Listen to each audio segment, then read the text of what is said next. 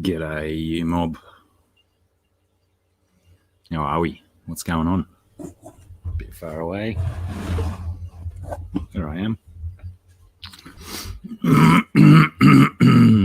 How the devil are you, mob, today? Pardon me. Whew, good one to start with. Goodness me. Hello, Dan Slee. First cab off the rank today. Big bucket of kudos to you in the post, Dan Slee. GRB, g'day, mate. G'day, T-Bone. How's it going? Welcome. Rockford. Cody, son, how are you? Who's debating? Oh, is it Trump and Sleepy Joe having a debate, are they? Didn't think they were going to do it. Tampa Tom, how's it going? Mary Page, how are you tonight? Delete where applicable. Dragonlair, hi there. T-Bone has never been on one of Dr. Black 66 live stream before. Popped your cherry, T-Bone. Popped it. Consider your cherry popped.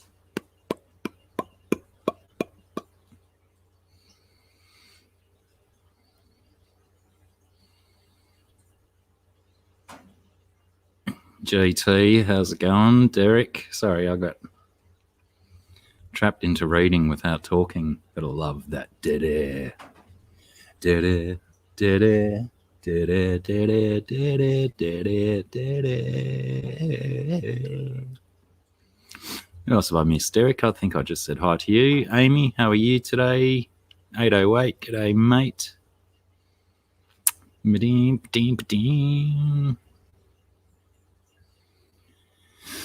Yes, Mary Page, I noticed you were checking some vids out, dropping some comments. Appreciate that. Always welcome. Fish Dreams, how are you? Chewy, g'day, mate. Mismatched socks. Very rare that I can wear two of the same sock. Maybe the first few wears until they merge with the rest of the laundry. But Mismatched Socks face looks familiar in the picture, but I'm not sure if you've turned up here under that name before.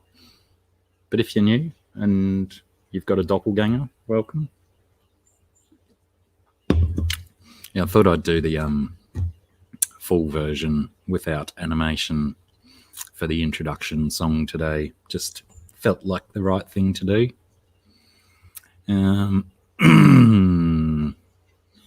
What bloody chat, jumping and jumping and jumping.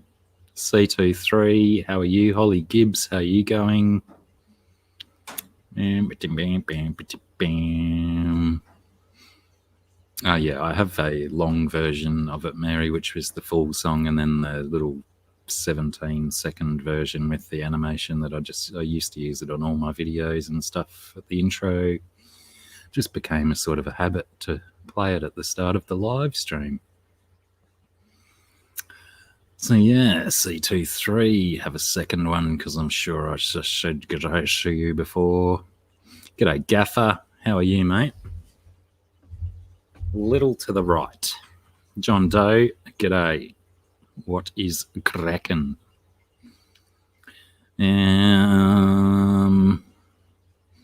Nice to see everyone so cordial with one another.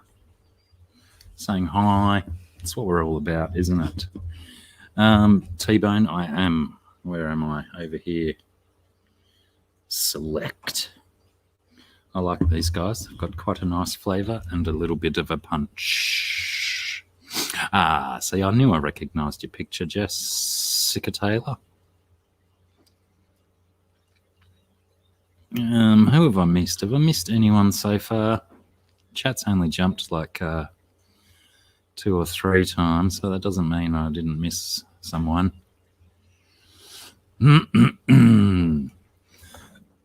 Pardon me. And is that what Rockford was saying before? Is there presidential debates going on, or is it people a little further down the rung debating?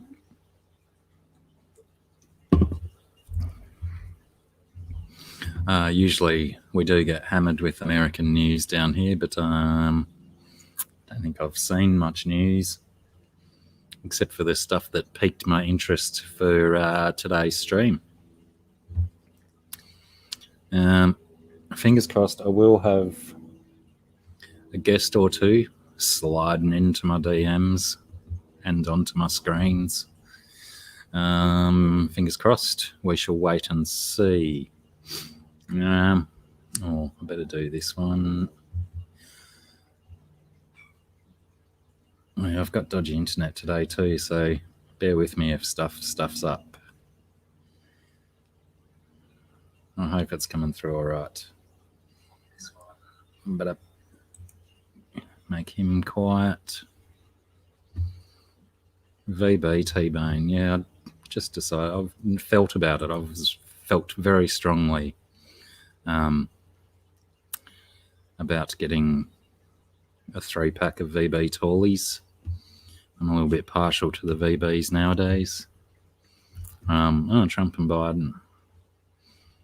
I wonder will they go through with the Joe Rogan thing. That'll be interesting. G'day, Alien World Aquatics. How are you, Scott? Good to see you, mate. I might actually. There was a little video that popped into my Instagram, I think. And I thought, oh yeah, I'll play that one on the live stream. And lo and behold, it's gone a little bit viral around the world.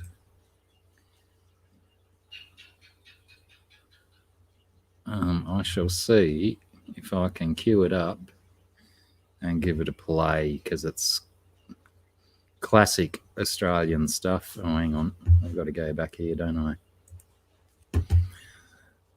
Add me screen. There's me on my screen. Inceptionizing. Fingers crossed you get the audio as well.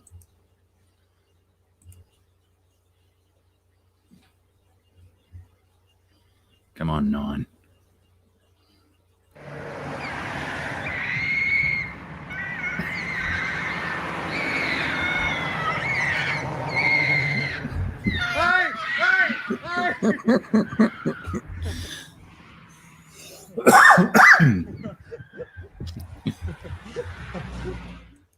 No, damn it.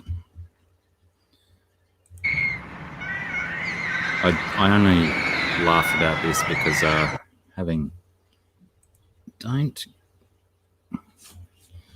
it does at Channel 9. Don't think I can watch videos on their channel ever again. No, you hush. Yeah, she did. What are they going on about? Let me get back here, remove that. So yeah, that's a Australian magpie. And early on in the springtime, when they're protecting babies in their nests, they show no remorse for anyone coming near. And they get pretty brutal and instill quite a large amount of fear, because they can hurt. They can draw blood when they peck at you. And if you're a kid in Australia and you haven't been swooped or attacked by magpies, you've probably been kept inside in the cotton wool for a long, long time. Bob Kayla, how are you? Welcome aboard. Priscilla.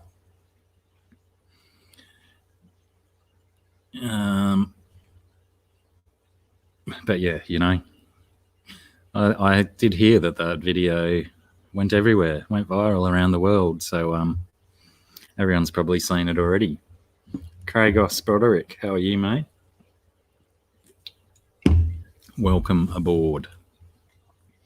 But yeah, you know, classic video, classic behavior. And there's interesting stuff with magpies. If you feed them, they remember your face. They reckon magpies can remember 100, 150 different human faces, so they remember the people that are good to them, and will not swoop the people in their memory banks. It's fine. That's a very interesting thing. Hey, Pam, Punchy, how are you? Joel G, g'day, mate. Who else did I miss? Yeah, plovers are another interesting one, aren't they, Gaffer? Not only because they are very aggressive in nesting season as well, and that they're foolish enough they nest on open grasslands. So they do come into a lot of contact with humans, and the very interesting thing about plovers is they have a venomous spur on one of their feet, and they can inflict a nasty sting with their little spur.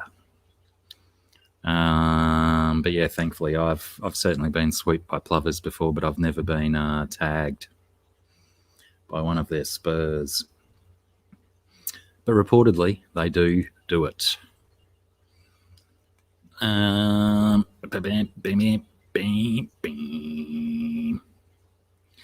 is a movie. Yeah, I think Hitchcock did it in the 60s with Tippi Hedren getting attacked by seagulls and ravens. Can you defend against magpies with large amounts of silly string? I wonder if they'd be spooked by that. Unfortunately, I can't test it here because we feed our magpies, so they're quite friendly. Butcher birds too. We have butcher birds that are like a slightly smaller version of magpies, and they can be very brutal around nesting time as well. Joseph's Tropical Tanks just scrolled away. How are you, Joseph? Welcome aboard. Good to see you.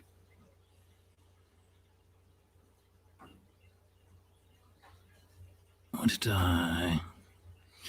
C23 and Chewy talking sports.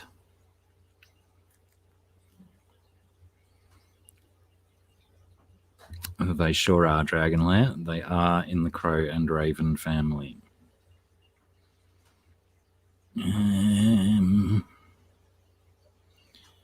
Keep thinking I've missed people.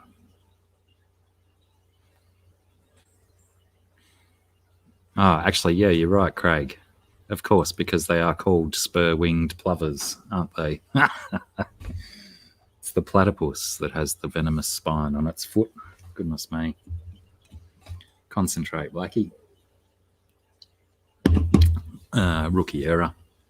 But it is, yes, Craig Broderick is right. The spur that they hit you with is on their wing, not their foot. Thank you, Craig. You got to watch me sometimes. Welcome back, Derek.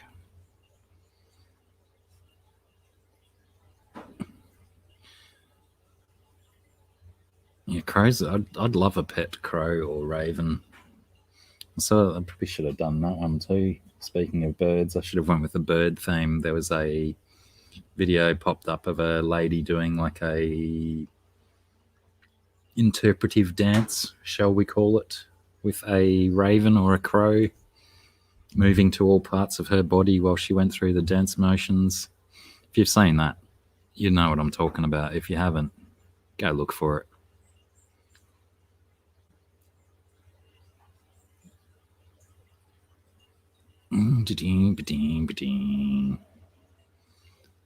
It's always a hard job deciding what to put in a tank.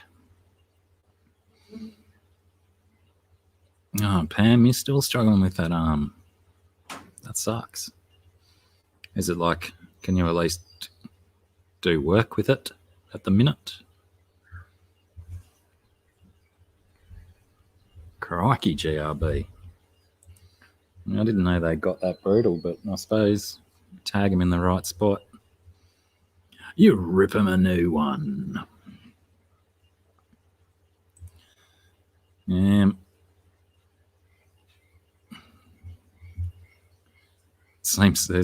does sound quite brutal, though. Rip a child open. Reminds me of a scene in The Boys.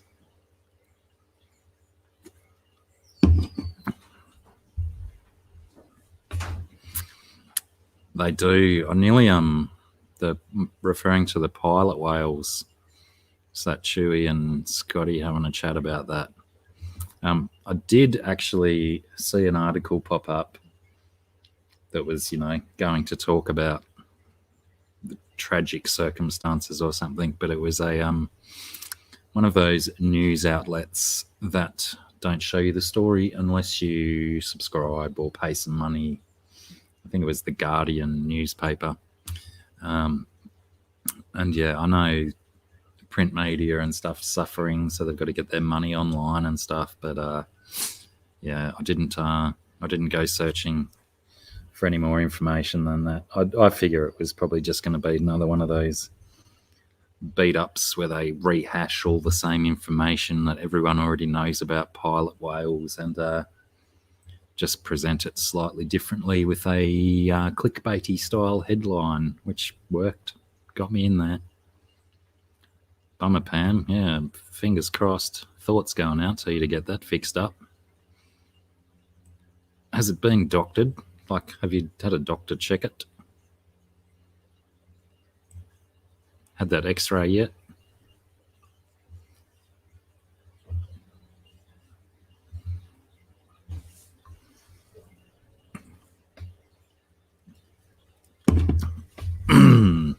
And it's his interesting fun fact about pilot whales as well is that they are, in fact, a large dolphin like orcas. But, you know, all dolphins are whales, but not all whales are dolphins. That's true, isn't it? I'm going with it. Pants are overrated, Pam. Who needs pants? Pants! Righto, Craig. Dig well.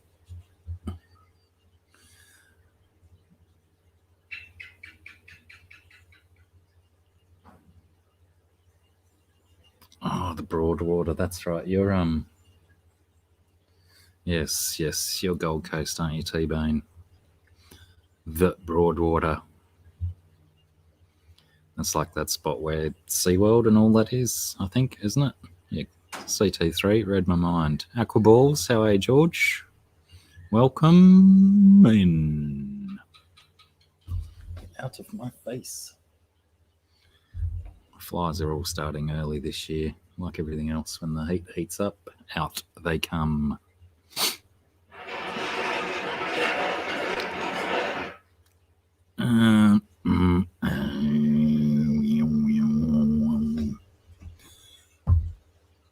Pardon me.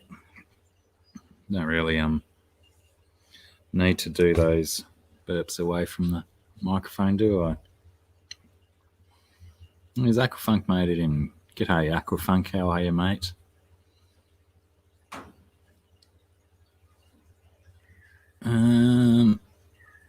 Yeah. You know, society says yes, but society's falling apart. Maybe the first thing we lose when we get ourselves back. Pants no longer mandatory. Well, distracted. Squirrel.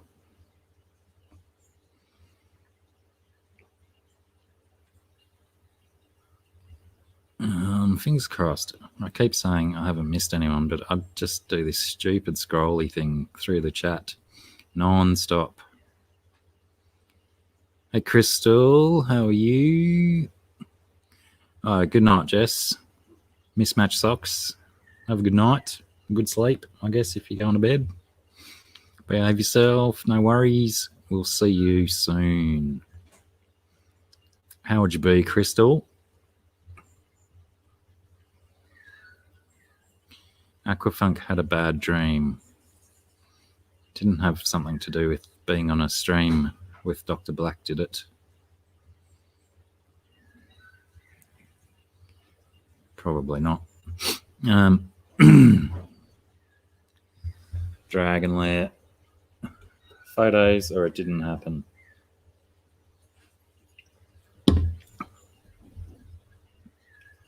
He's going to bombard me with photos of him in a kilt with his bald knees sticking out, isn't he? Actually, you wouldn't have bald knees if you're wearing skirts. That only happens when you wear pants, doesn't it? You know what happens to me? My knees and the back of my calves. Speaking of calves, yeah, they always go bald in the winter from rubbing on trousers. G'day, Pep. How are you? Welcome aboard. And Cichlid Strain Hunter. How do, sir? And I missed the Derek liking the cow video. Thank you. I did like that too, except I was very disillusioned by how soft my voice was in it and the audio in general. So I might, at some stage, somehow... Actually, I'd probably have to re-upload it, wouldn't I, if I bumped up the sound in audio software and then put it back up. We'll see. Or alternatively, I should just put a turn the volume up message in the description or something. Yeah, Dragonlair, that is English white cattle. Beautiful breed. They don't get massive, and they can have quite a nice disposition, shall we call it. Good for house cows. However, that bull that I filmed for that video, there's a little heifer in the paddock next door that he can't get to. That is coming on heat on the regular. 3 days every 3 weeks, I think it is, roughly. And it sends that bull absolutely bonkers. He goes stupid up and down the fences. They've put electric fences in now because the crazy dude was trying to climb the fence to get over to the little heifer to attempt to impregnate her. And she's only a tiny little thing. She's a little bit too small to be carrying a calf. But yeah, they had to put fences up, and he just walks around for 3 days with his little meh, meh. And every once in a while he gets up the breath to do an almighty bellow, and it basically comes out as a So yeah, he's not a very formidable bull, but he's a very good looking bull. And he loves a bit of a scratch behind the ears too, when he's not feisty, made feisty by what do you call them? Pheromones on the breeze. And I was cleaning up. I had some fencing mesh leaning up against the fence on the inside of his paddock.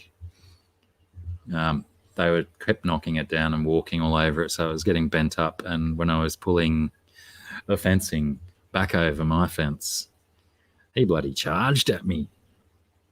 He came at me full tilt, and if I didn't take 2 steps back, I reckon he would have probably come through the barbed wire fence and got right through at me. So I just took a couple of steps back, put my hands up in the air to appear a little bit larger, and slowed him up. But yeah, always fun getting chased by a bull, whether there's a fence in between or not.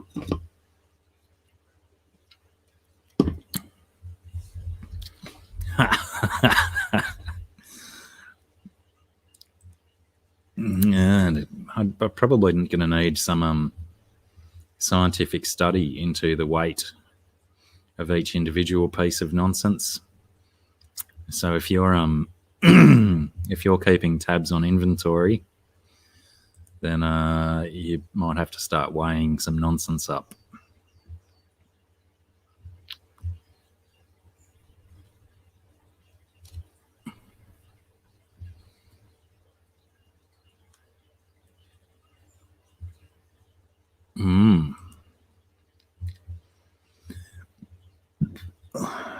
That reminds me of a scene from The Boys.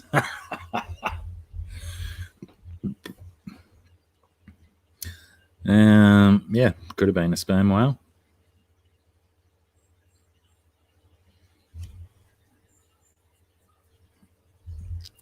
And never a pretty sight, seeing such a majestic, lovely, large creature on the beach, unable to move. Hello, Pat and Jess. How are we? Welcome aboard. Ding, ding, ding, ding, ding.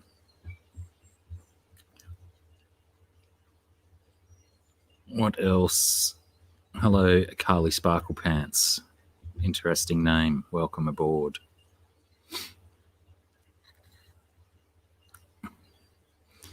I really wanted an offsider to go through some of the interesting topics that I wanted to discuss. Time will tell. Time will tell.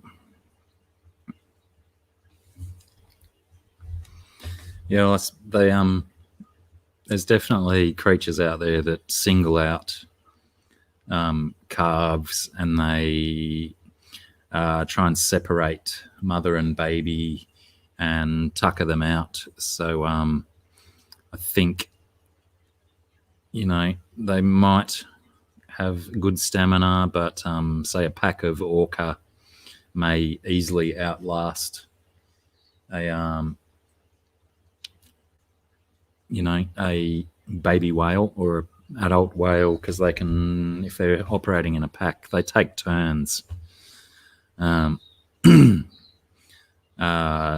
tiring them out, herding them, corralling them to where they can get at them, and then potentially the baby may have drowned from being too tired and unable to make it to the surface, and then eventually just washed up on the beach. But yeah, not good, but it is just nature.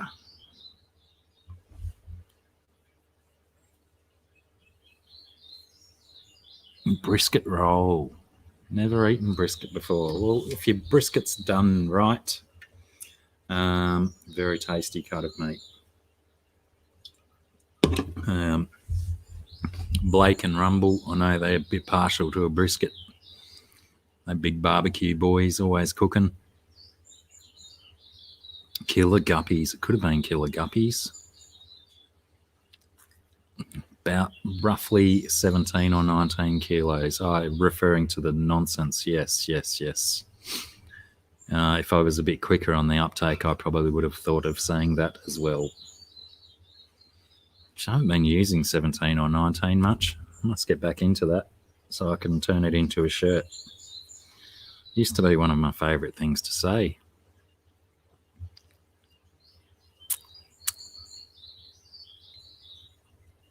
But yeah, I think it was generally, was it Joe Coffey? I think he was the guy that used to give me most feedback on 17s or 19s. So well done you, Cody son, for picking up the slack when Joe Coffey's not here. Oh, all right. Dragonlair raises an interesting question. There's corned beef and there's Silverside.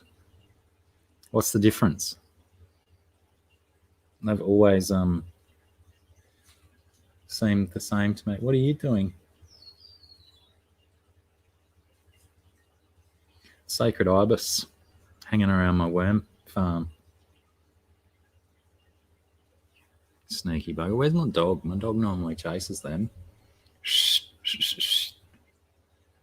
It's potentially the worst whistle I've ever done. Go on, get him.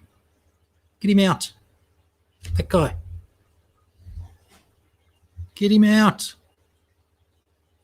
Go and get it. Yeah, him. Go. Just staring at me. What are you staring at me for?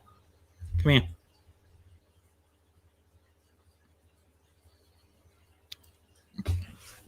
Pardon me. Come here. Tell me why you didn't get that bird. Why didn't you get the bird? Why didn't you get the bird? You're a bit smelly. What have you been rolling in? There's my perfume for the day. Quite overdue for a wash. G'day, Chubbs. How are you?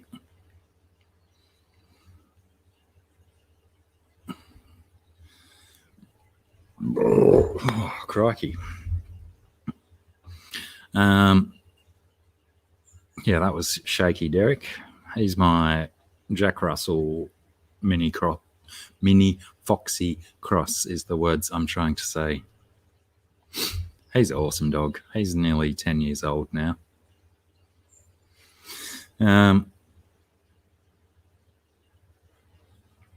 Does your dog have a wonky eye as well, Pep?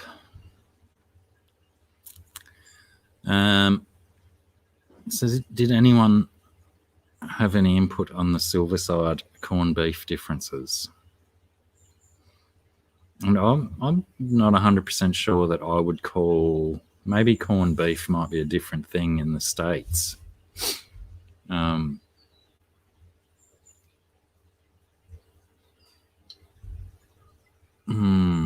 Yeah, I thought they were different things. I'm going to have to do some deep diving into beef cuts and stuff. Oh, that was impeccably timed because I was running out of things to waffle on about. Yeah, probably is a regional thing. Hang on, how do I push that button, don't I? Hi. Hi. Oh, hoy hoy. Sorry, I'm pulling up your chat and I'm like trying to get everything sorted out here. What's going on, dude? What are you doing? I'm doing okay. Just was watching presidential debates and I put the baby to bed and then she went in there and promptly, I think she bonked her head somehow. I don't know. Your daughter did? Minor baby freak out. Yeah, I'm not really sure what happened. I think I don't know. She was doing something in her little baby bed situation and I don't know. She was crying and then she wanted a Band-Aid and stuff. So I don't know. It's weird. Yeah. Well, Band-Aids are that panacea that basically can cure everything. Yeah, I couldn't figure out what she was trying to ask me for. I was like, all right. What does she want? And I'm like, oh, a Band-Aid. Like, all right, that's weird. All right, dude. So, yeah, it was a little bit odd. But what's going on over in your neck of the woods? What's happening? It's gone after last week where we had some incredibly hot days. It's gone back to cold again. Oh, did it cool off finally? Well, I mean, our winter just seemed to go stop straight into summer. And we had 3 days, 3.5, 4 days of really hot days. And then all of a sudden, all these southerly winds came up and it's just gone super chilly again. Huh. I got to imagine it's a pretty vastly different there from, I mean, not because you have like such extreme winter, but because the summer's so hot, right? Yeah. Well, I mean, again, that depends where you go, but yeah, our summers, I guess 43, 44 is like a hot day, but more often than not, it's like your high 30s. Pardon me. Yeah, but even depending on humidity, of course, humidity's the killer. I think I can handle hot days, but when it's humid, it just takes it all out of you. And yeah, no, it's not just the Coke T-bone. I'm a perpetual burper. I can take 6 steps and do 4 burps. It's just I probably need to up my gut biome game, something like that. Yeah. Well, I mean, Finnipper J Puddle. Finnipper J Puddle. I like that name. Welcome. Good to see you. Who are you saying? Finnipper, which I'm assuming is Finnipper J Puddle. I don't know. I'm not seeing not that too long ago. in the chat. Oh, I'm just obsessing over the name and not reading it. But corned beef is brined, I think. I don't like it often. Not sure about the other kind. Corned beef is definitely brined. Where are you? Oh, you guys talking about brisket? versus Yeah. corned beef. Well, I wanted to Oh, know. there we go. Oh, okay, there we go. Yeah, Down corned here- beef. Corned beef is 100% brined. Yes. You basically make a salt, peppercorn, all that stuff bath, and then you just drop that bad boy in there for, I don't know. I used to put them in there for about a week before we do anything else with them. Yeah, right. Well, so Yeah. we've got another very similar product down here, which is I know is also in the UK as well, potentially in the States, called Silverside. Okay, yeah. Mm-hmm. And to me, corned beef and Silverside are exactly the same. And I was asking if anyone could tell me the difference between the two, and Dragon Lair suggested that corned beef and brisket are the same kind of thing. But I think you can do a corned brisket, but I think it's a different cut. Maybe that could be the difference between corned beef and Silverside. They might come from a different section on the beast. It should be the same. It should be the same cut, because I think. Hold on, let me check. It's been a while since I've bought beef, but I used to. You know me. I used to buy beef all the time. I'm trying to remember what they're. Yeah, because corned beef is brisket also. Yeah. Yeah, right. Yeah, I was just trying to double check. Let me see what the quarter. I'm trying to remember. I used to have a quarter chart, and I used to go off of. Order. G'day, Hank. How are you, Big Tank Hank? Yeah, because this is kind of similar to the. I don't know if I could. Can I share this with you? I think I can. Yeah, you can share screen from your end. Copy. So I'll send it over to you in the chat so you can look at the article. Where the hell? It's over here somewhere. Oh, here it is. Okay. I'll share that with you, and then I can go over to my screen capture here. I think I can do this. Hold on. I think I have the sort of skills. If I can do this, add source. Screen capture. But we want the smart selection. Let's go like this. Yeah. So it's going to look like this, basically, is what you're looking for. All of your cuts off of a cow, off of beef, and like where everything comes from. But your main cuts, other than the short and the flank and everything down here and the ribs and all that, I mean, these are your main, the main cuts are basically these 5 right here. Even though the short loin is normally tied in with tied in with a tenderloin and everything. But yeah, I mean, brisket and corned beef and all that it's the same cut. It's just processed differently. So I don't know how you guys do brisket down in Australia, or if you even bother. I don't know if you guys bother or not. But in the U.S., it's been a long-standing cut that's been slow smoked for many years out here, because it's one of those cuts that, like, you can't do much with it, just as is. Like, if you cut it up and fry, it's so tough. You know what I mean? If you try to grill it or any of that kind of stuff. So, and I do brisket probably only like twice a year nowadays. I mean, I used to do, 40 brisket a day, at a couple places I worked at. But, I probably only do a batch of brisket like twice a year now, generally around my birthday and around Christmas. So like April and December sometime I'll do a bunch, and then, I just smoke them all off, and then I slice them all up and bag them and then freeze them. So I just kind of have, throughout the year. I think 15 hours. Yeah, I know you've definitely got to do them for a long time, and I think 90% of the briskets that I've seen or cooked have been very heavy on the fat content as well. Big chunky bits of fat in them. Mm-hmm. I don't know if that's just a local thing or what. That's Brian Schiller, how are you? Big D Smoke, how you going? Let me see. Silverside is also a cut of beef, hind quarter, just above the leg. Silverside gets its name because of the silver appearance on the side of the cut. The silver skin. Yeah. Well, I mean, sure, that's the only difference that I could come up with is that shiny, what do you call it, translucence on the edge of a cut. But apart from that, Silverside and corned beef very similar to me. Yeah. Well, they have a much different flavor, but yeah, you know. But you guys brine that too. Yeah.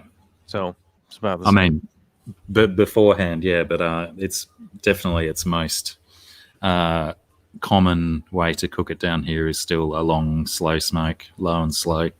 Yeah. Yeah, it's low and slow, dude. You can't. There's nothing else to really do with it. Yeah, I mean, you cook it too quick, you're going to be chewing that thing for days. Well, you can grind it and make burgers. Oh yeah, good point. True. Definitely worthwhile if you grind it yourself. Unless you have like a really good butcher around, or if you grind it yourself. Like if you grind it yourself, you get some legit burgers out of it. But I've never found a commercial, like anybody that like does that cut as burgers commercially that's good. Yeah, so if you right. find like a legitimate butcher that can grind it specifically for you, that's cool, or do it yourself. I'm burping now. I think it's contagious. I think you gave me the burp. Jess Shrimp Granny, how are you, Jess? Welcome. Good to see you. How did you give me burps all the way across the pond? Well, mine are pretty potent. There's 100 oceans in between us. How did you do it? Burp magic. Burp magic. It's uncanny. Uncanny. Yeah, my apologies, man. But tonight was the first Joe Biden, Donald Trump debate. The first debate was tonight. So no, that's all good. Actually, I started half an hour later than my normal scheduled time. Okay. Because originally I was supposed to take my mum to a thing this morning, but she didn't end up having to go. But I just I left it the half an hour later anyway because I had it scheduled and stuff. So yeah, cool. No big deal at all. I did, however, play a video before you turned up. Lol, T-bone. A brisket fish. Yeah, I wonder what they taste like. That's blue whale. That's blue whale. Yeah, I actually had was it? It wasn't blue whale. It was bowhead, I think. Oh yeah. We had bowhead and God, what was it? Like some other whale. I can't remember. But yeah, we were at the Norwegian Center, and once a year they imported a little whale meat to do it traditionally. And I still don't, to this day, I still don't even know any Norwegian or anything. But tried the whale meat. It's just like pre-salted beef. It's like salty beef. It's weird. I don't know. Yeah, right. It was not exceptional. I wouldn't be like, man, you really gotta find that at some point. I'm like, yeah, you wouldn't die if you were eating it, but it wasn't like something you gotta go find. You know what I mean? Yeah, well, I guess potentially necessity. They might not have had that much more livestock is the word I'm trying to do. Crikey, my words are out of control today. They might have found one washed up on a beach 15,000 years ago and hooked in and then worked out boats and fishing.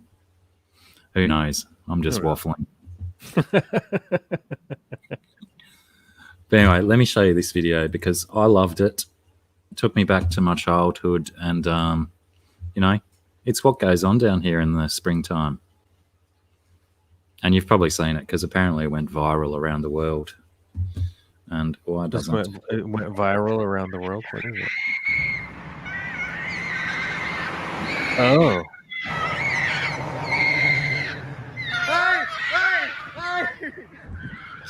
It looks like a magpie or something. It is a magpie, Is yeah. it a magpie? Yeah. Notorious swoopers. I love Yep. I can only assume it's the kid's dad that he's riding past while Oh, he's I would filming. imagine. I would imagine. Just like, oh, good luck. When it was coming for him, he seemed a little bit concerned, but as soon as the kid's gone past, I think that's when Dad felt he could, loosen up a bit and giggle because the son couldn't see him anymore. Just let it happen. But yeah, that's pretty much been the highlight of my week so far. That video. See, Cichlids23 says, "What a complete pansy!" But I would encourage you to go hang out with some geese in the springtime and just see how much of a pansy you are when a crazy bird's coming at you. It's just a weird. Yeah. It's a weird interaction. I'll tell you. So, I'll tell you a good story, and I wish I had video of this. A good friend of mine growing up, we all went down to the beach. And do you guys have crows down there? I don't know if you have crows. Yeah. Yeah, we have crows and ravens. Okay. And for some reason, his cousin was shooting crows with a BB gun. Yeah, air rifle. Yep. And he I don't know if he winged it or heard it or something. Landed down on the beach. And so he's like, oh, I got to go out there and kill this bird, which finish it off. This was basically the last time I ever hung out with this guy. But he went out there with like a bat. And I'll tell you, the moment that he went over to the crow and lifted the bat up, all of the crows realized that was the guy. That was the guy who had shot their friend. And they all just came swarming out of the trees, just came down, started dive bombing him like crazy, chased him all the way down the beach. And it was just one of those things it kind of serves you right. And luckily the bird that he winged, flopped around for a while and then got up and flew away. And it was like, okay, well, I'm glad he's all right, But it was just like, I was talking to my buddy. I was like, man, your cousin sucks. I'm not hanging out with that guy anymore. Like, what? This guy blows, dude. He's going to give you he'll tarnish your reputation with the crows as well. Well, yeah. And my guess, not only that, would be he probably turned out to be some kind of serial killer or something. Who knows, man? That's a sign. When you got a kid who's 12 or something and wants to just, harm animals just because, it's always a bad sign. Yeah. Psychologists and psychiatrists agree. They do say it is a good indicator, but you've got to imagine that there's some kids that are pricks to animals when they're young that don't necessarily go on to murder. They don't necessarily go on to murder, but I think they go on to just be general road rage maniacs. The guys yelling at people at the grocery store, just the general jackassery of adulthood. They don't turn out with good character. They turn out with no character. They're just awful. Yeah. Indeed. Yeah. And I'm an advocate for hunting and everything. So, but that has a clear application that is useful and but just attacking animals for no reason is ridiculous. And going back to your comments about geese, it's quite funny how an animal with a non-pointy beak, and no teeth, can just garner so much fear in a human being because they are terrifying animals. But realistically, if you stood there and let it peck you a few times, it's probably going to just leave a small bruise. Don't think it's really going to break the skin, but still, they'll give you the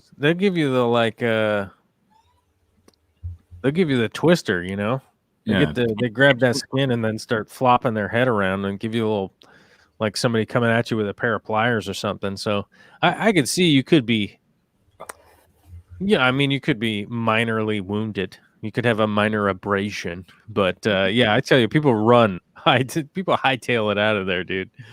But Well, same thing with a bee. You know what I mean? Like a bee could land on or near somebody, and they'll freak out and run away. Yeah, I did a video. Where's my giant spider? You what? I got a giant spider that lives down in my office, and I haven't seen it in a couple of days, which means it's lurking.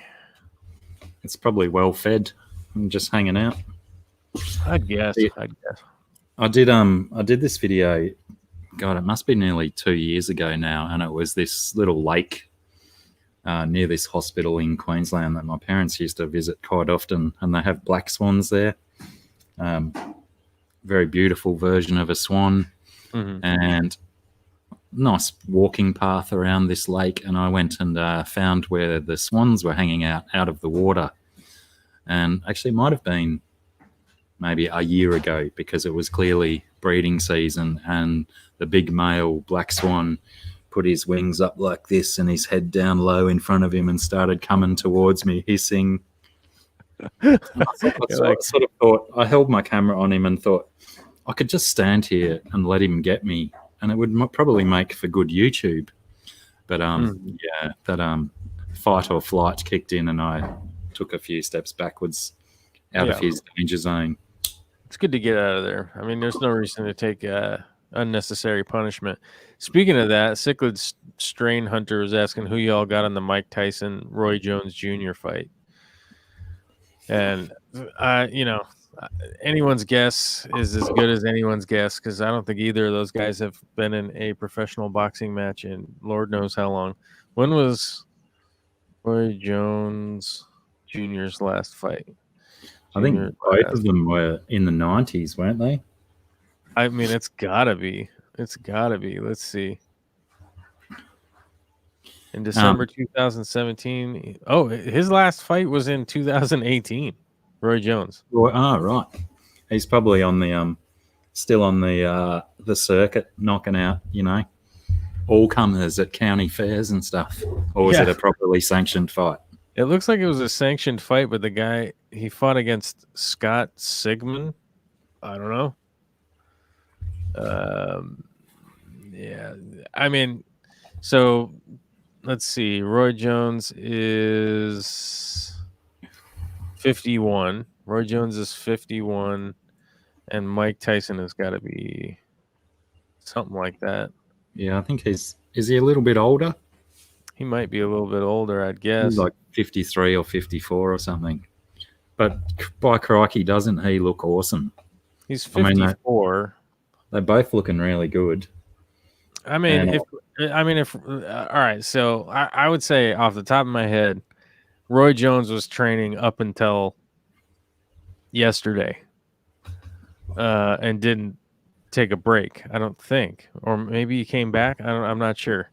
But the last time that Mike Tyson fought was he was 35 years old. He's 54 now. So 20 years ago, almost, if not exactly 20 years ago. He was basically hanging out smoking weed for the last 20 years, and which is great. I mean, it seems like he had his head on straight, and I have no idea why he's coming back to fight. This is ridiculous. I mean, he was on Joe Rogan a little while ago, and it seemed like, oh, wow, man, you're like really starting to become kind of a centered guy, and then you just immediately sign up to get punched in the head again. Like, well, it was very, very amazing, the contrast between the two different Mike Tysons that were on Rogan. Right. One of them was like, 10 or 11 months ago. Yeah. And one was only about, I don't know, a month, 6 weeks ago. Just completely different humans, Oh, I didn't think I must not have listened. I must not have listened to the one like 6 weeks ago or a couple months ago. It was the one like a year ago. And it sounded like he was like, all right, man. You sound like just a grounded person, like hanging with, he's like doing stuff with his family and everything. And now he's just back to punching people. Like, come on, dude. It's stupid. Well, he was saying that, he likes himself on the weed in that first one. Right. And obviously he's stopped smoking his weed to get back into shape and stuff. Uh-huh.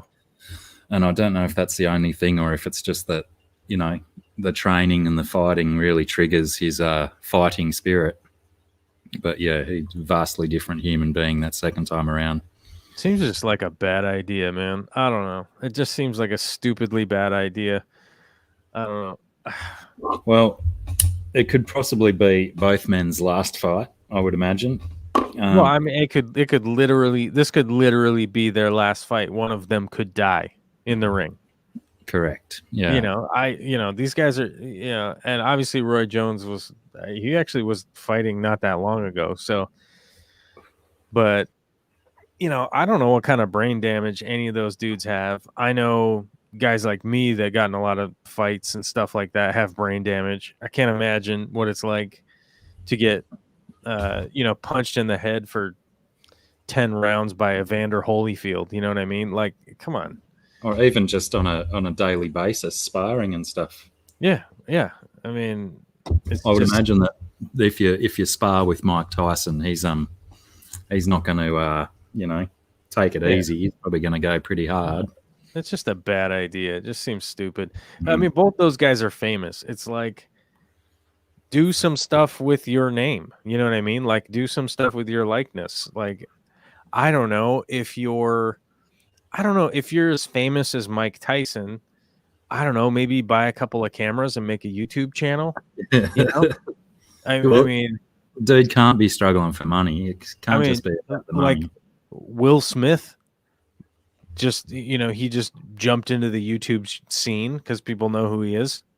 Like he wasn't a YouTuber, but he just was like, oh, I guess I'll do the YouTube thing. I got a couple of bucks. I'll hire some cameramen and somebody to edit whatever the heck it is I'm doing. And I would imagine that Mike Tyson probably has a pretty interesting day to day. No doubt. Like I do something like that, like that's not involved in, like hand to hand head pounding combat. You know what I mean? It's not like, at the very least you could do MMA or something, or do some wrestling or something that isn't going to, ruin your brain. Like it's it's already ruined, right? Like it would just be so easy to go over the top, and do not well. Yeah, it's like how many more hits before the straw that breaks the camel's brain. Yeah. Sickliz23 said that's what Camp Keenan did. He was a pro BMX to a YouTuber. Yeah, and Camp Keenan, like he has a great YouTube channel. It's an awesome YouTube channel. I swear, like one of the like backyard tours at Camp Keenan. I think it's Camp Keenan. I think he was doing these like backyard tours of people with like crazy koi ponds and stuff. Camp Keenan, like a backyard tour, I think. Let me see if I can find it. I think that's what it was. Well, he's got a pretty impressive backyard himself, really, hasn't he? Like he does, but he went to somebody's backyard, and I want to make sure it was Camp Keenan. Yeah, I think you could probably find it on his YouTube channel. It's probably a couple years old. It's probably not new. You know what I mean? Like I probably saw it a couple years ago, but he went to somebody's backyard that was like, I mean, somebody was like way into fish. Somebody was way into nature. I mean, he was some guy that like had a doctorate in some kind of biology, this and that, and with his wife, and they like lived in the same property for like 40 years or something. And it had like a stream that was running through to a pond and all these like bridges and all this like crazy stuff. And it was just like, I was like, oh yeah, that's pretty much how you have a YouTube channel right there. That's kind of how you do it. You just go around to cool places and film the stuff, Then, of course, I'm over here like building CO2 reactors and cussing. And that's good. G'day, Aquamate. Yes, you've walked straight into Biden and Trump going at it. Oh, Aquamate was wondering if it's the presidential debate. That presidential debate was like you want to see a disaster. Just go watch that. I mean, I don't know how many Trump fans are in your chat or anything like that, and I don't mean to piss them off, but go watch that debate and you start to see like how wacky and just poorly unhinged that guy is. It's just not good. Yeah, I'm happy to wait for the highlights. Yeah, I mean, I listened to it with a moderator. Somebody was cutting in on a regular basis. Yeah, I think you definitely need that kind of thing with those kind of people. Oh yeah, for sure. But yeah, righto. We've done politics and we've done boxing. So shall we move on? Let's go back to kids on scooters getting attacked by magpies. Kids being attacked by birds. I found a couple of interesting stories. But I'm not sure if I want to share the screen because it's on one of these websites that just has a stack of advertising down the side and stuff.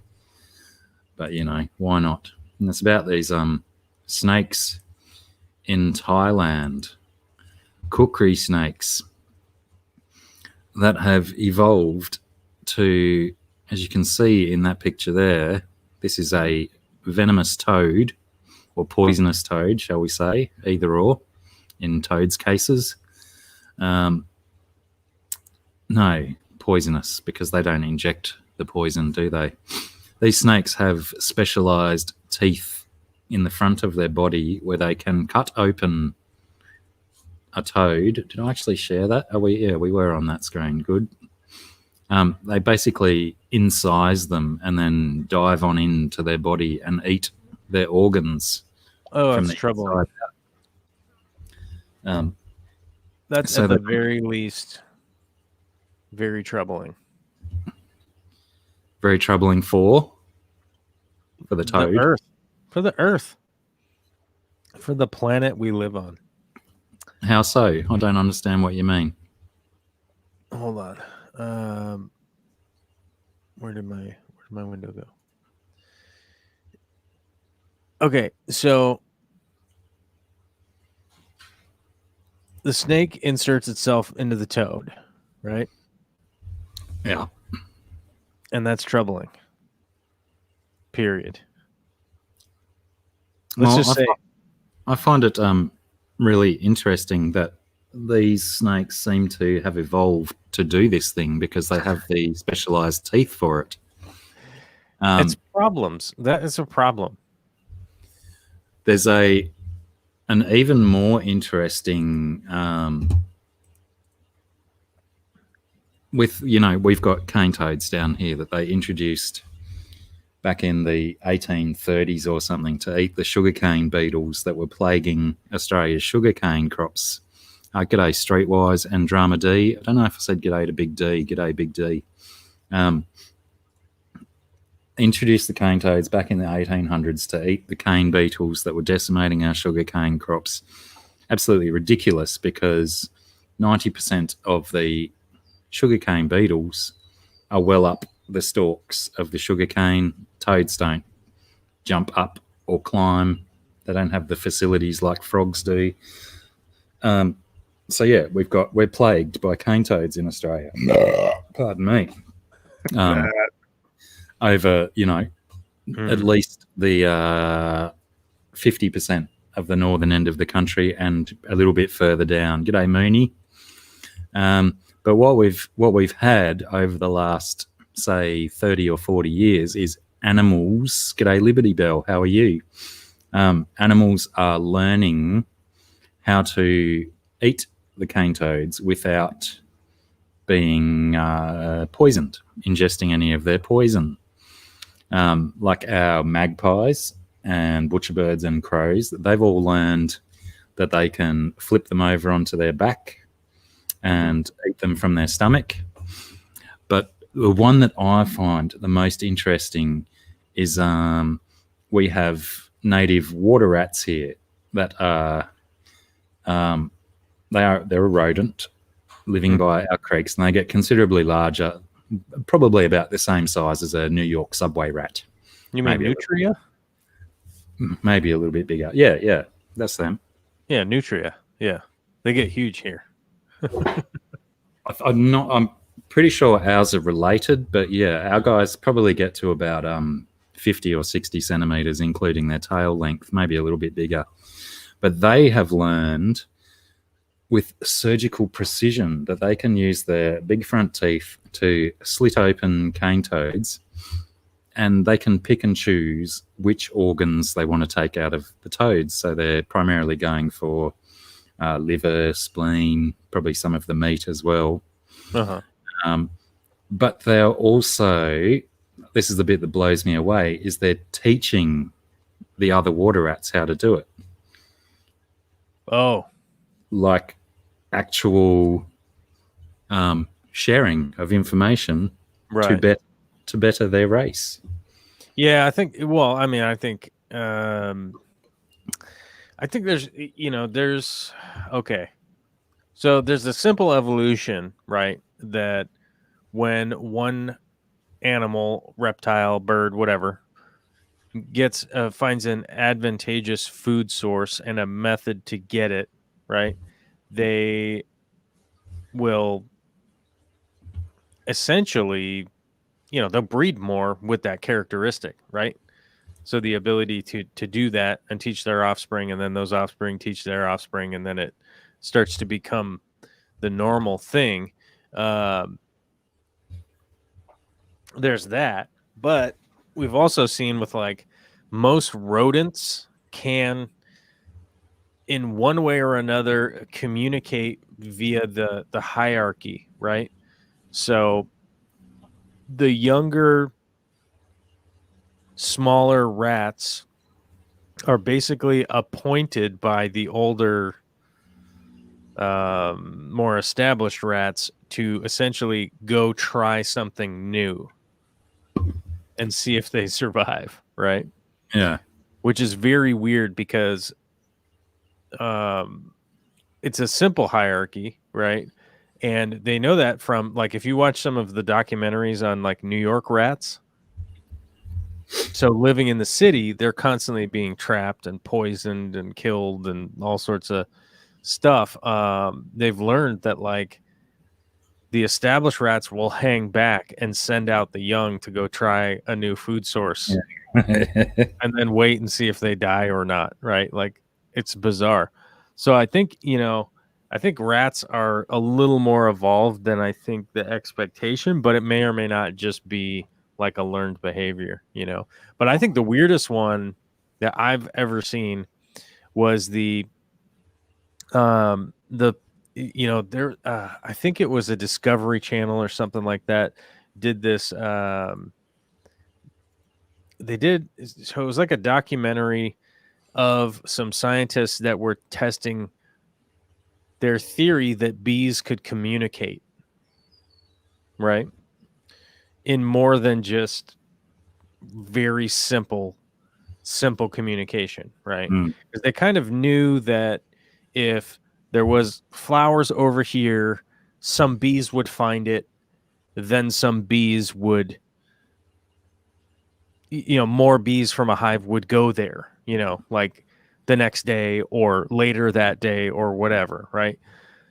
They knew that that was happening, but then they were like, well, I don't know how we prove this. How do we prove this? So they found this isolated island that's just like this dinky island that is out of range for bees to fly away from the island, right? Which bees will adventure out over water a bit, but as soon as they realize, like, oh wait, I'm past half a tank.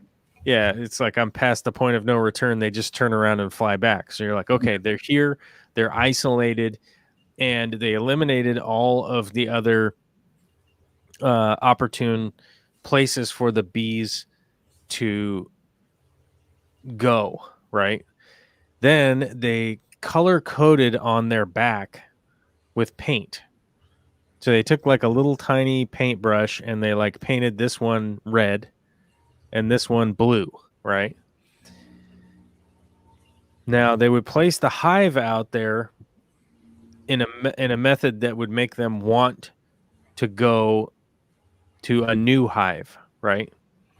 So you set them out there kind of exposed, and then they'll all go on a hunt for where we're gonna go from here. We have to get to a hive. So they would set up the hive.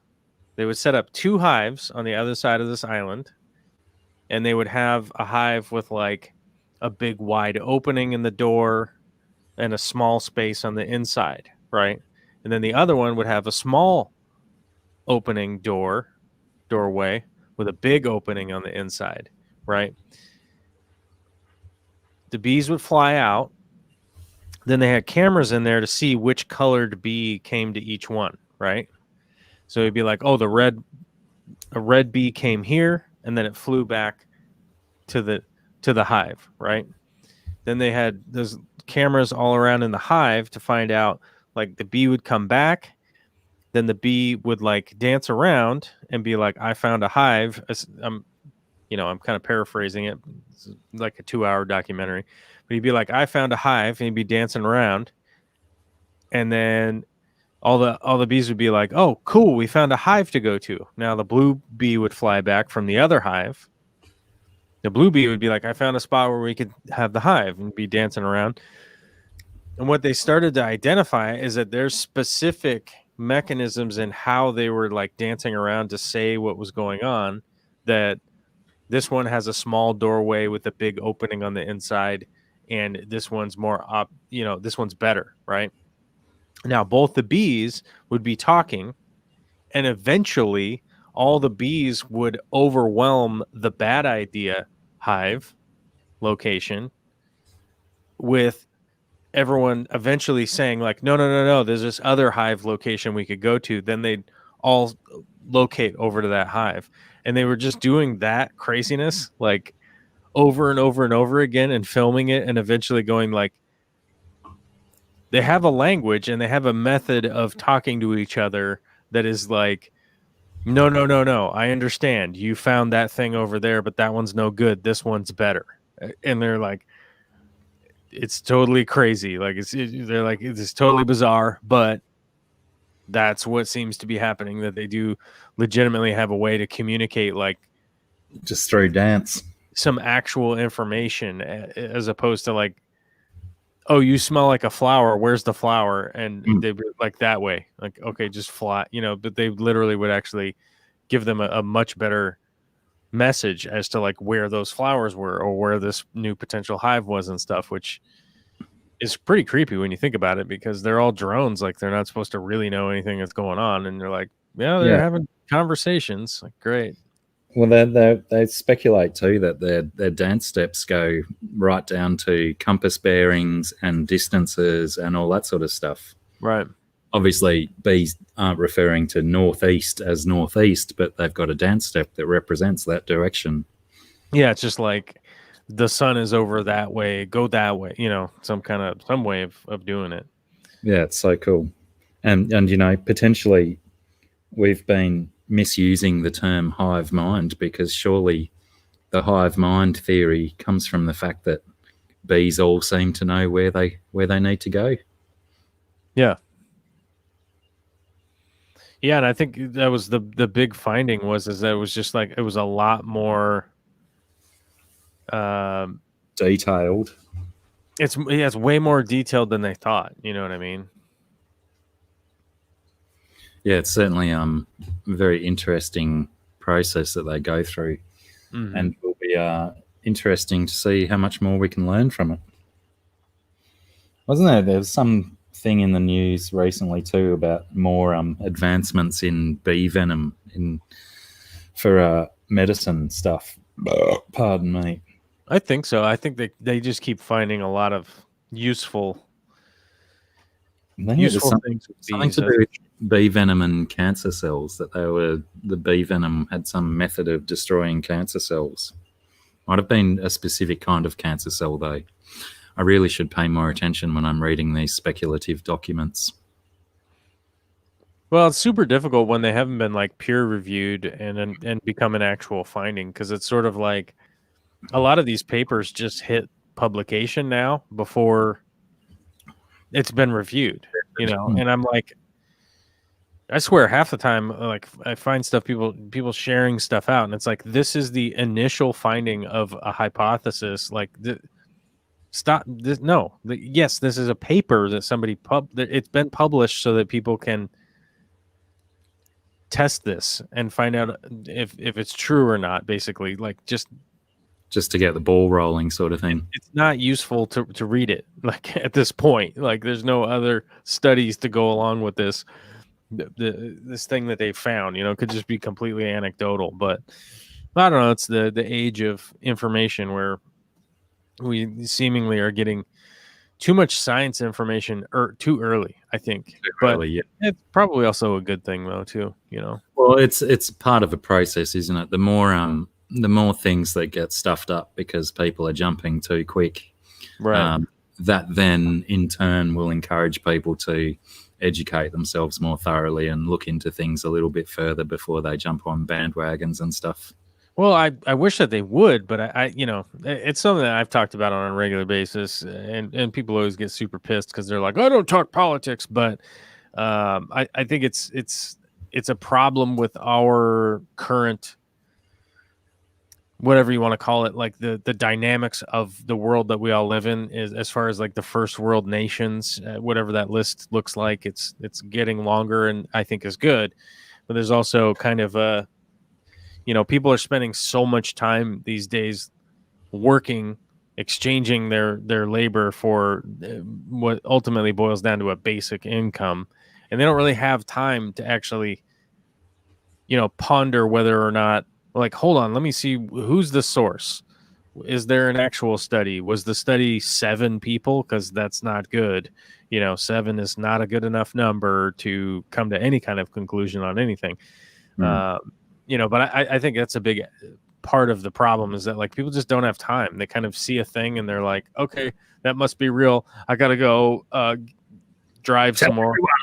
I got to go tell everyone and drive my car somewhere, because they literally just like hit share, and they're like, okay, well, I did my research for the day. And it's like, dude, that's not even remotely like water, or that's not even remotely research at all. Like you just read a sentence, Yeah, I'm quite happy to regurgitate stuff, but I'm also quite happy to sit there and say, don't quote me on this, I'm not 100% certain, etc.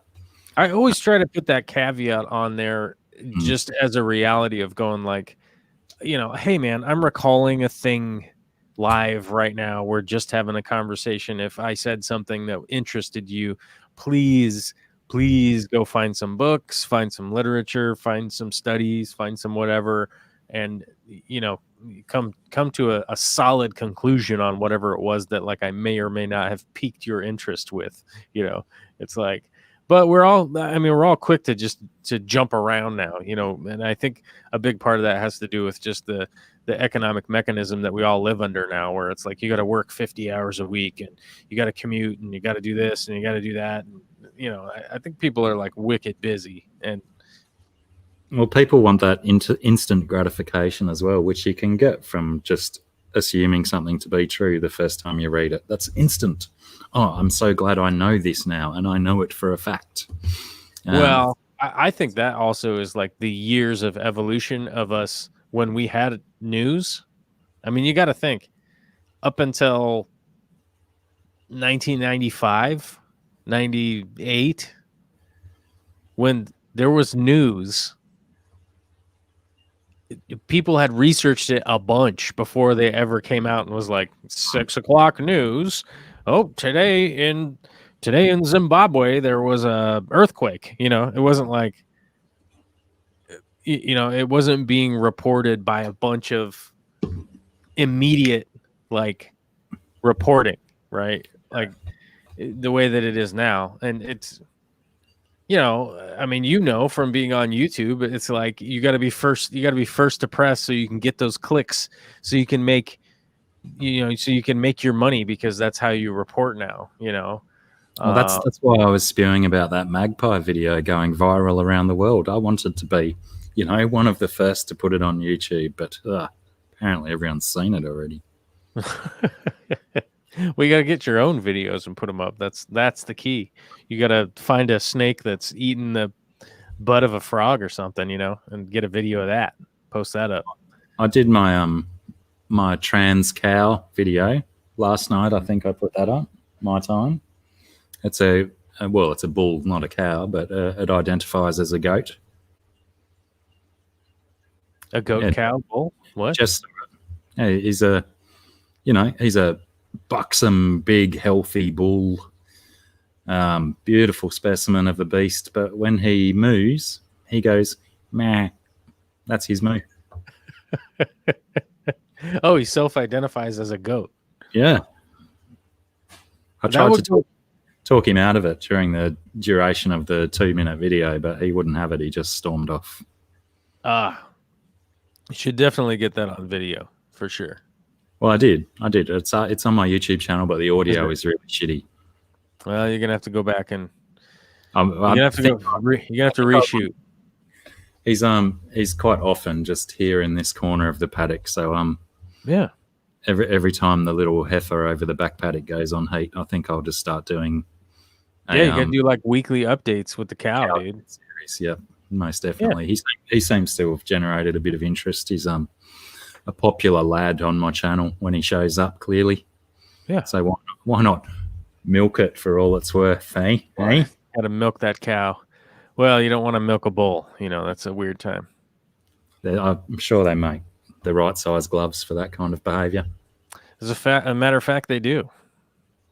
They come up to your neck. Yeah. Yeah, and then they clip together in the back so they don't accidentally fall off. Yeah, but they're full sleeve. Those are sleeve gloves. Yeah, we got to go in deep with those guys. Mm-hmm.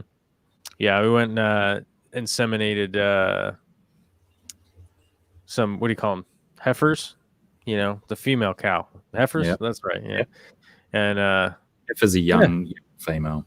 Fairly traumatizing, I will say. But kind of essential. Kind of an essential practice.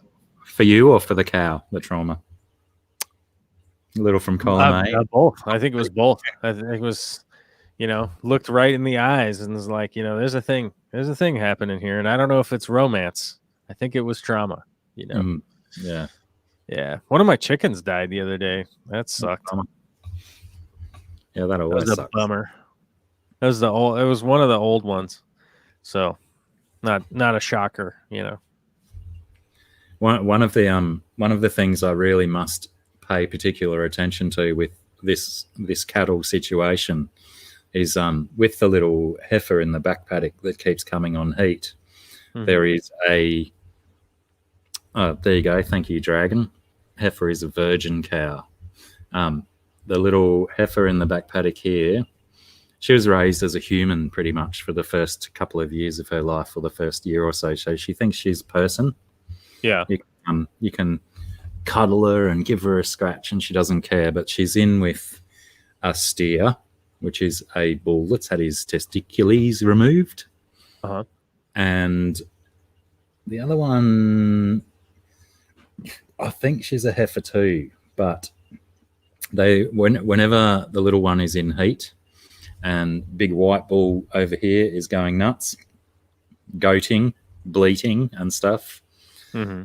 the 3 cattle in the back paddock, all of a sudden, it's, to me, I know it's probably not a conscious thing and I'm probably anthropomorphizing a little bit.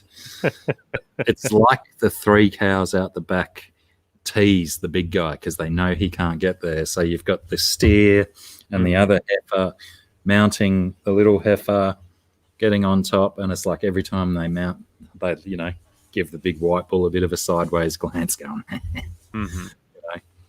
To me, it's like teasing him, but I think I will. I'll have to get that on video to to garner everybody else's opinion on what's going on there, whether they're spiteful cows. I mean, if you want to be internet famous, that's probably what you're going to have to do, I think, realistically. And I don't think it's too far over the line, I think it's within the realm of partially educational at the very least, right? Yeah, sure. I mean, especially if I open up this world of cow or cattle, bovine craziness, intimidation, I was going to say. Intimidation. That's a good point. It's valid. It checks out. But yeah, I always find it quite hilarious that to me it just completely seems like they're taking the piss. and just giggling at him. And the owner of the big white bull, he's super pissed off because he put these 2 cows in with his fantastic specimen of the white bull, and he won't go near him, doesn't touch him. Really? Yeah, but he wants this tiny little one over the back fence. Tried to climb the fence to get to it. He was up over the fence, front legs on the top row of barbed wire, so they ended up having to put electric fences on either side. Oy. It's So trouble. I don't think it gives him much of a kick because I've seen him leaning on the fence and he's just oblivious to it.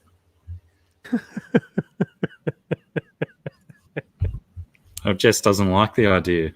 I've got to prove, Jess, that it happens. I was surprised the other day. The other day I was at a animal sanctuary out here, and they had raccoons in this like open air enclosure area that I thought was like, there's no way that the raccoons would stay in there, you know? Yeah. Like they're crafty, dude. Like they are crafty buggers. I don't know how they were keeping them in there because they had like some electric fence, but I was like, it does not seem sufficient. But somehow they were like not getting out, or maybe yeah. But that was the other thought I had was like, well, maybe they were just like, dude, we got enough food here. Who cares? We're not going anywhere. Resort raccoons. Yeah, so I think that might have been a contributing factor. I think, come to think of it, but it was one of those two things. It was like that electric fence and maybe the food situation. But did you say also that it was a sanctuary of sorts? This whole place was a sanctuary, yeah. So potentially they may have been, injured or rescued from the wild, and it's like, they were rescued, but they didn't have like any ailments. I mean, the raccoons didn't seem like they had any ailments. Neither did the badgers or the beavers were fine, but like maybe I think some of the animals were just like picked up from like they were in the wrong area. You know what I mean? They just kept showing up in somebody's backyard or something, and maybe they got trapped that way. But a bunch of the animals were previously injured, like seriously injured, and they were like nursing them back. Like they had some owls and stuff like that would never, like they'll never fly properly, because they they had like a broken wing that would never heal correctly. So they were fine. They just couldn't hunt anymore because they couldn't like fly around or nothing. But they were like, it was pretty cool. And they had some bald eagles there. I got some cool pictures of those. G'day, Jackson Tax.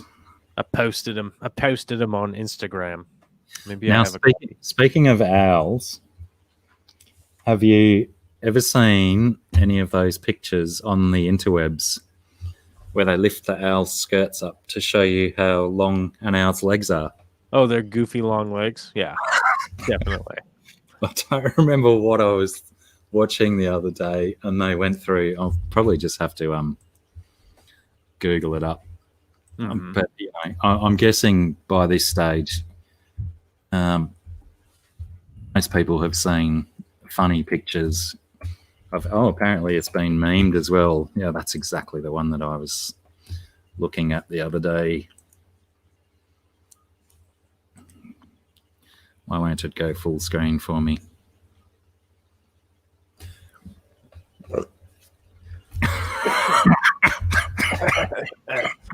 The old men are coughing on live stream. Oh, goodness me, I love it. Live coughing, brought to you by the internet. Where did it go, though? Oh, let me. Love it. Let me download this. This is the bark I was telling you about last week. Save image as. I don't think I have it in here. Save. Oh, I can't unsee those legs. It's so funny. Yeah, that's pretty good. The way that the first picture of the owl and he's looking straight at the camera, but Yeah. when they've lifted the feathers up, his Like, he, she, they are looking off to the left. Like, I hope no one's looking at them abuse me like this. I mean, I don't know that it's abusive, but you might just be feeling some shame. It could be on Yes, I've never shown my ankles in public before. Here's the let me see. Yeah, here's that bark I was telling you about last week. Hang on, I'll pop you up big. Yeah. See, this is that bark I was telling you about. Yeah. Where it gives out this crazy texture because it has this this crazy, like, kind of, I don't know what you call that, like almond color or something, this brown, and then the burnt area, like, sort of it just kind of sacrifices itself, like, and then it keeps the tree from burning down. So, but that's what I was talking about last week. That's not the greatest picture I have, but that was one that I just found real quick there. That was looks like a pretty good picture. It was in the files, so I figured I'd grab that and be like, "Oh yeah, I'm gonna show that to you." G'day, Chevy. How are you, Chevy? I've taken over big time. Chevy Fish is here. What's up? T-Bone. Yeah. What you meant? Apparently, they've all got pretty long legs, GRB, if you look up their skirt. But, yeah, I could look at that picture all day and probably still continue to giggle for hours. I don't know what it is about it. Just looks a bit... The owl's legs. The owl's legs? Mm. Oh, yeah. Just makes me giggly. It's a giggly thing.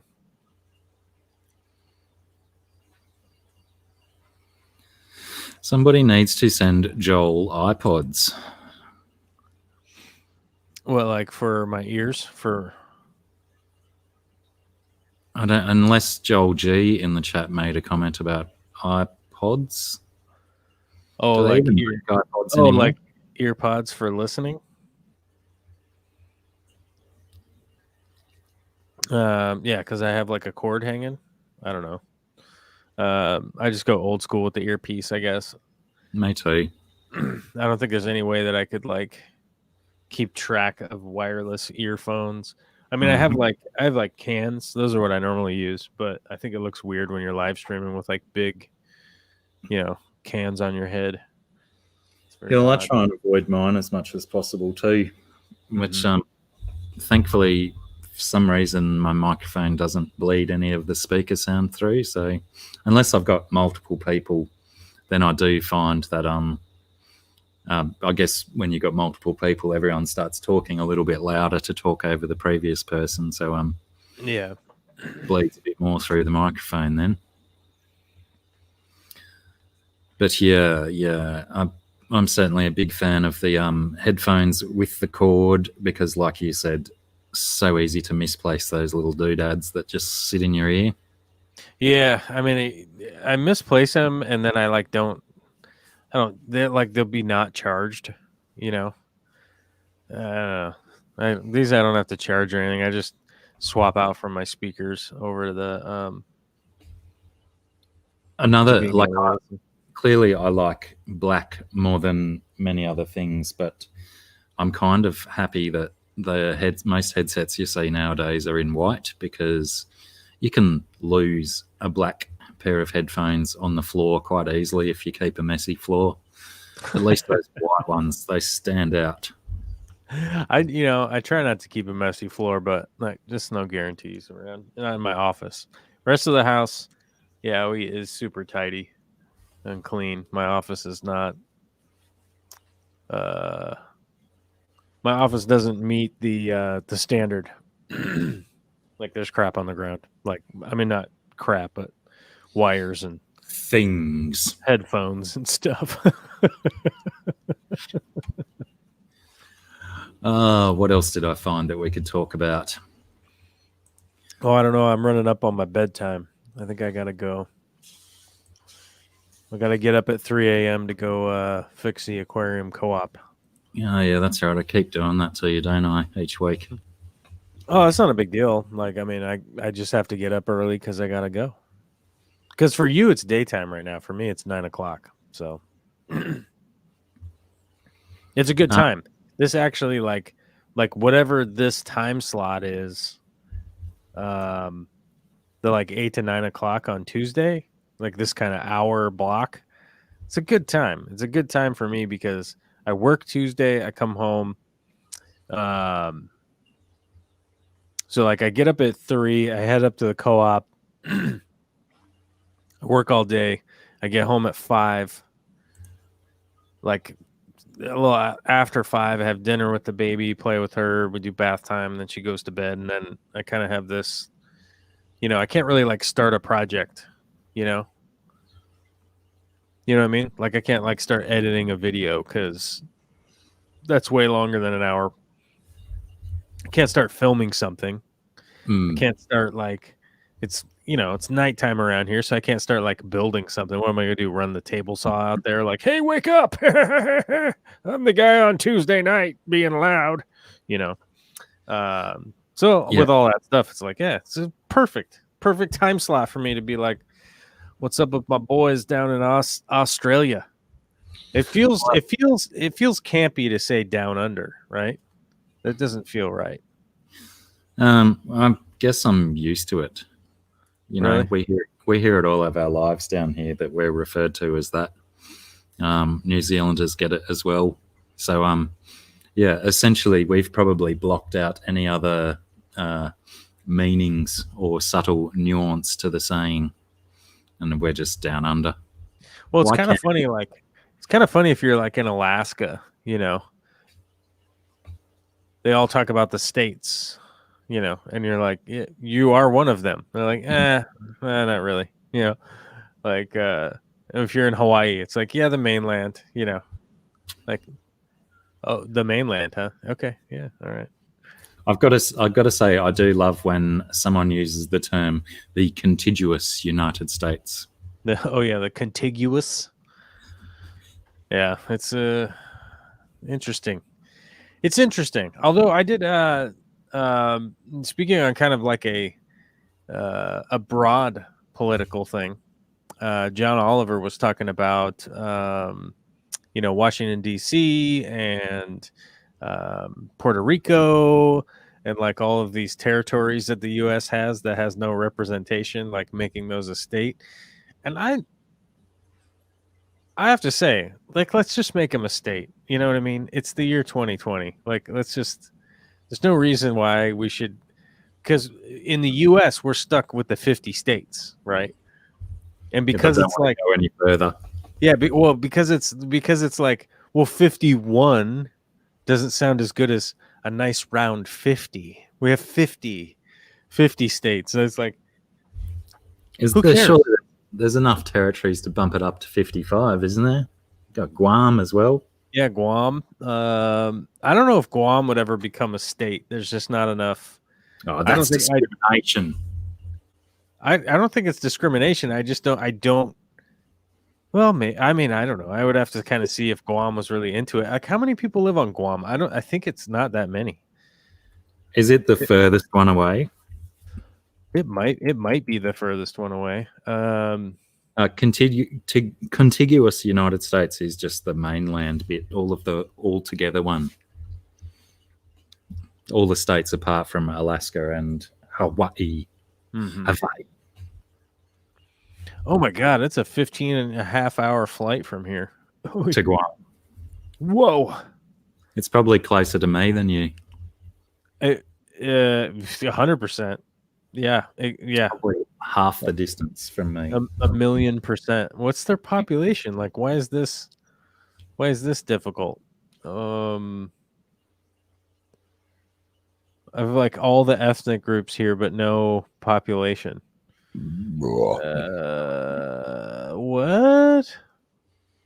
Population 168,000. There it is. Okay, I mean that seems like enough people. Screw it, right? Isn't that more people than Wyoming? No, I don't know. I don't think so. What's Wyoming population? I thought there was only like 17 people in Wyoming.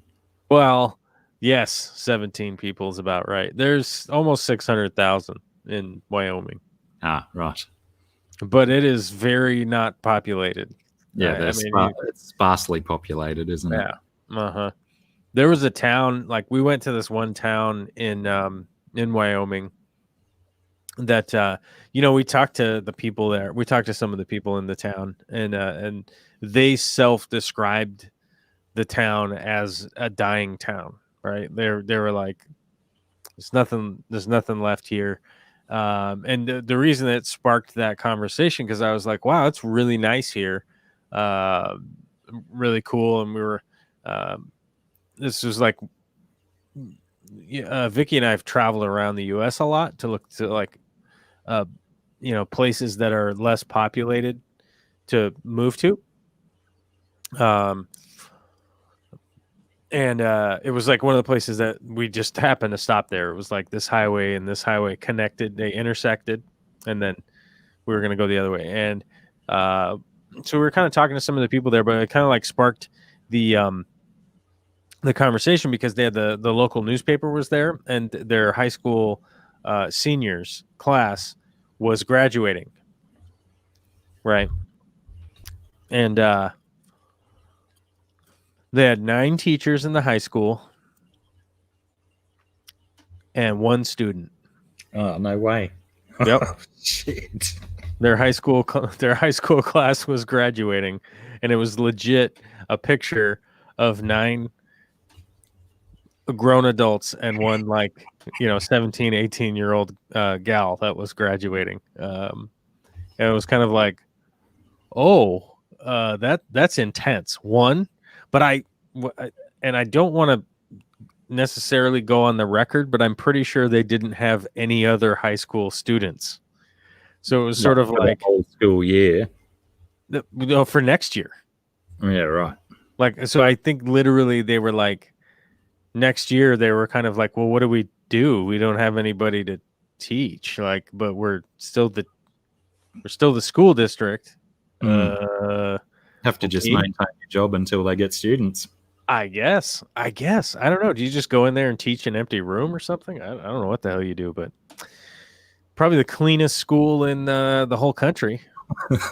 Right?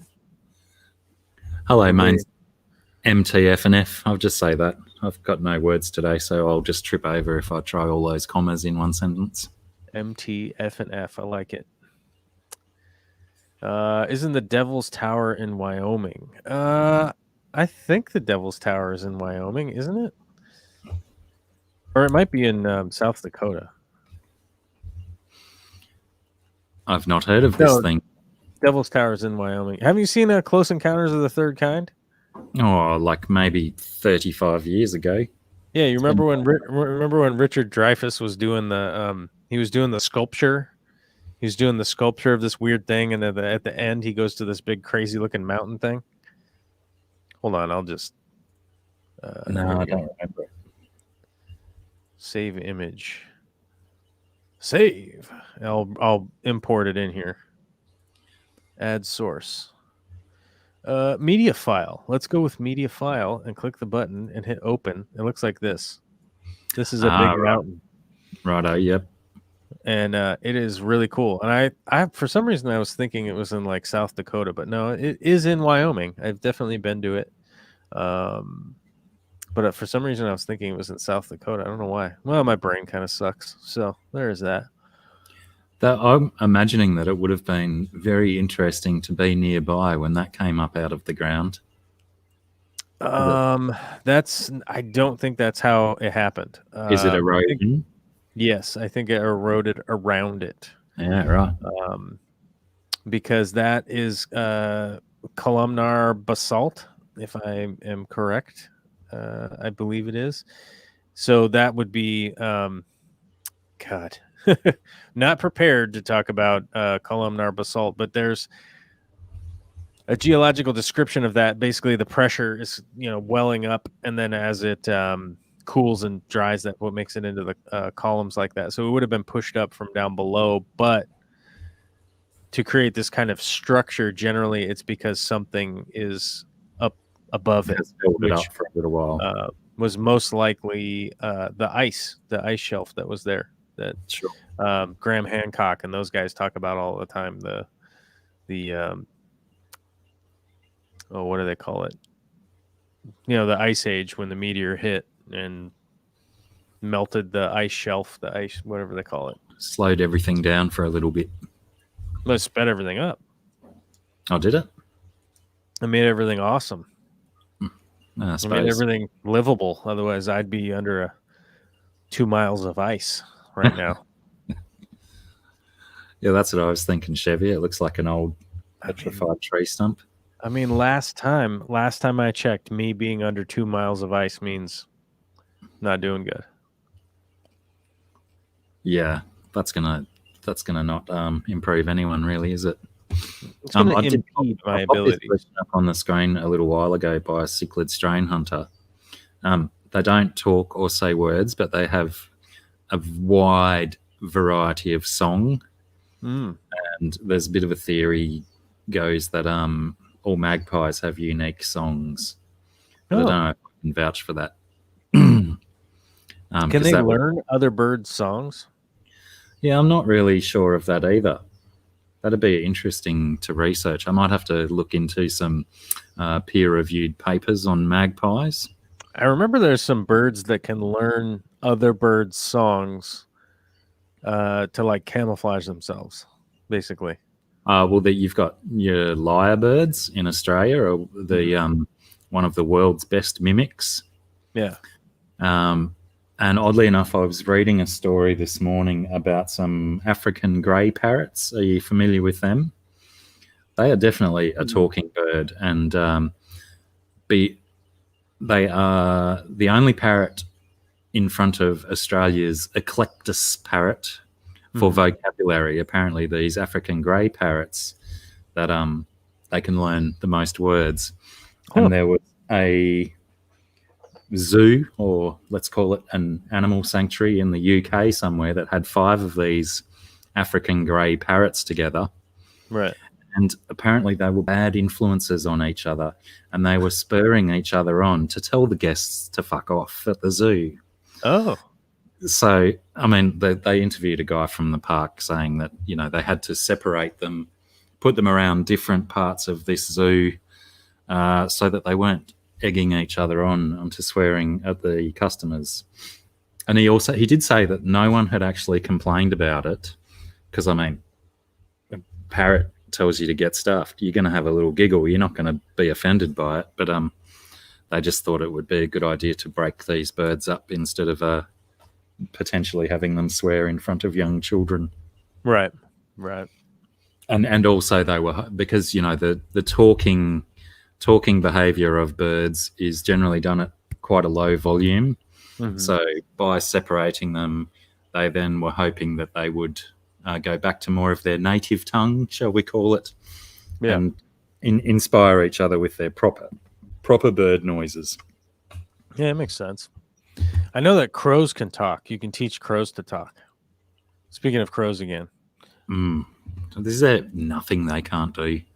Such impressive. Well, Jeffrey's dad had one in a cage, like a caged bird. And he would like ride around on his shoulder and stuff. And he would talk. He knew like a bunch of words. He would say like hello and whatever. Bird communication words. Yeah, very, very interesting. Impressive, yeah. All right, I'm winding down. I gotta go. Right, man. I might do the same. We got this. I gotta make the legitimate gotta go thing. You know what I mean? So I love you. Keep me in mind for next week, my brother. Of course, we'll pop on and we'll talk about, I don't know, something. Keep finding more stuff. I mean, it doesn't. We just start on one topic and we end up elsewhere anyway. So it's it's pretty much how it goes. One good starter and we're away. It's legit.